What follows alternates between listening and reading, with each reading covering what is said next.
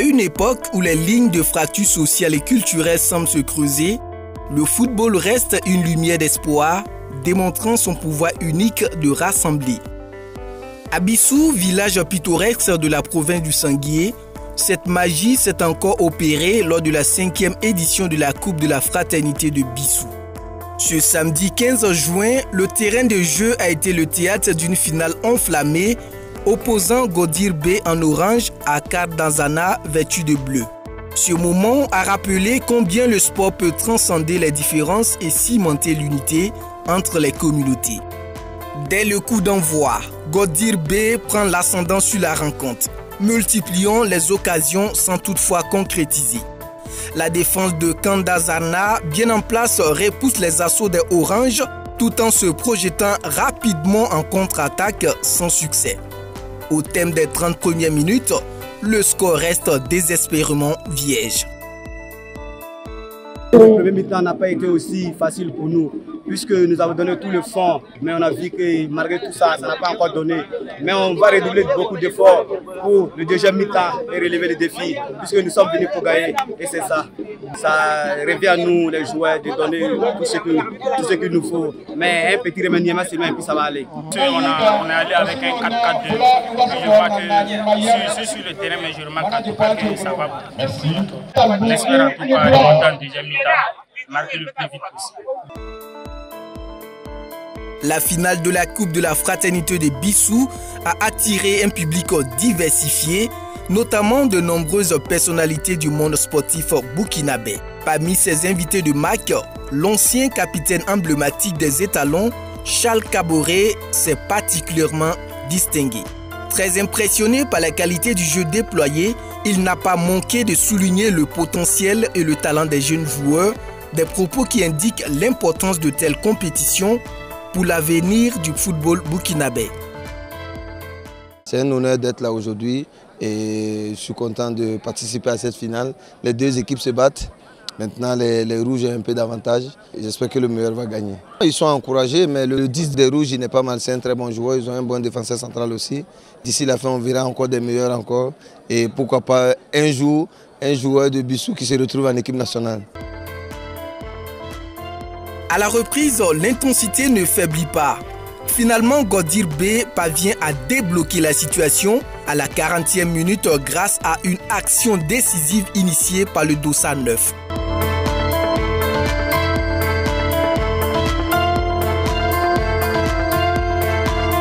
Ce but pique Kandazana au vif, qui redouble d'efforts et de stratégies pour revenir au score, mais sans succès. Le coup de sifflet final retentit et consacre Godir B champion pour une seconde fois. Nous étions tous à Ouagadougou pour les recevoir. L'arbitre ici pour la fin du match. Ah oui, nous avons demandé donc différents de vouloir rester. Il n'y a pas de secret, c'est le travail. Il suffit qu'on s'entende seulement et on s'entraîne très dur et puis il n'y a pas de secret en tout cas. Nous sommes très contents, on n'a pas d'autre mot à dire encore, nous sommes très contents. Kandazana, malgré une prestation remarquable, regrette amèrement une faute de main non signalée lors de l'action du but décisif. Une décision controversée qui leur a coûté une potentielle victoire au tir au but. On n'a pas démérité parce qu'on aurait dû aller au tir au but, ou soit nous on devrait gagner, peut-être, puisque le but a été un but bizarre. Nous on a vu une faute de main. Normalement l'arbitre devrait siffler, mais comme il n'a pas sifflé, bon, c'est l'arrêt du jeu et on continue. Si on s'est déplacé pour venir ici, c'était pour la coupe. Comme on n'a pas eu, il y a un sentiment de regret, on s'est décroisé en tout cas. Au-delà du jeu, la finale a été marquée par une mobilisation exceptionnelle des habitants de Bissou, venus en masse pour soutenir leurs équipes respectives. Une véritable fête populaire qui illustre la solidarité et la fraternité qui unissent les habitants. Je vois que d'abord il y avait un rassemblement autour du terrain, c'est-à-dire qu'il y a la cohésion dans la commune. Ça c'est la première des choses, parce que bon, c'est vrai qu'on soutient le sport, mais quand on voit la cohésion, on est très content. On est très content. Les gens sont ensemble, ça veut dire qu'il y a quand même que les gens s'aiment un peu. Voilà. Et quand on regarde le match, et il y a du talent, et les jeunes ont bien joué, ils sont bien amusés, et puis il y a eu de fair play, il n'y a pas eu de bagarre sur le terrain. Vraiment, j'ai apprécié. Ce tournoi est une véritable vitrine pour la détection de futurs talents nationaux. Un investissement accru des autorités sportives est essentiel pour assurer le suivi et l'encadrement de ces jeunes espoirs. C'est très important. Peut-être qu'il y a des dispositions qu'on n'a pas prises. Souvent aussi quand on organise ce genre de compétition, il faut envoyer des détecteurs qui vont suivre toute la compétition pour pouvoir détecter des jeunes qui vont participer à nos équipes dans le futur. Bon, si ça n'a pas été fait, je pense que dans les prochaines éditions, on va prévoir ce genre de commissions qui vont suivre les jeunes pendant l'activité et ça va nous permettre de détecter des talents.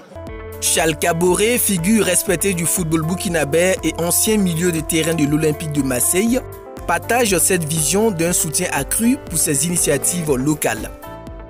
Le foot, c'est du progrès. À chaque fois qu'on s'entraîne et on travaille plus, on arrive à progresser. Il y a de bons talents, il y a de bons joueurs.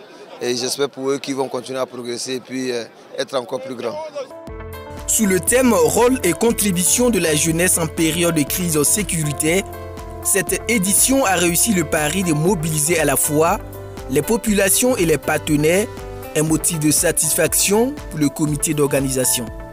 Je peux dire que les objectifs sont atteints et nous avons travaillé à ce qu'il y ait des représentants de chaque village pour nous entretenir sur le thème de cette 5e édition. Déjà, cette mobilisation en amont de la jeunesse est déjà une satisfaction pour nous.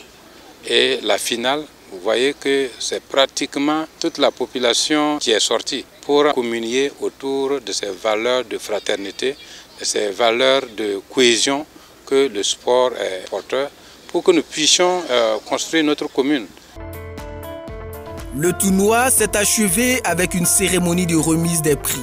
L'équipe classée 3e a reçu une somme d'argent, des ballons et des maillots. Kandarzana, finaliste malheureux, est reparti avec une dotation financière et des équipements sportifs. Quant aux champions Godir B, ils ont fièrement brandi le trophée en plus d'une prime de 100 000 francs CFA, des maillots et des ballons.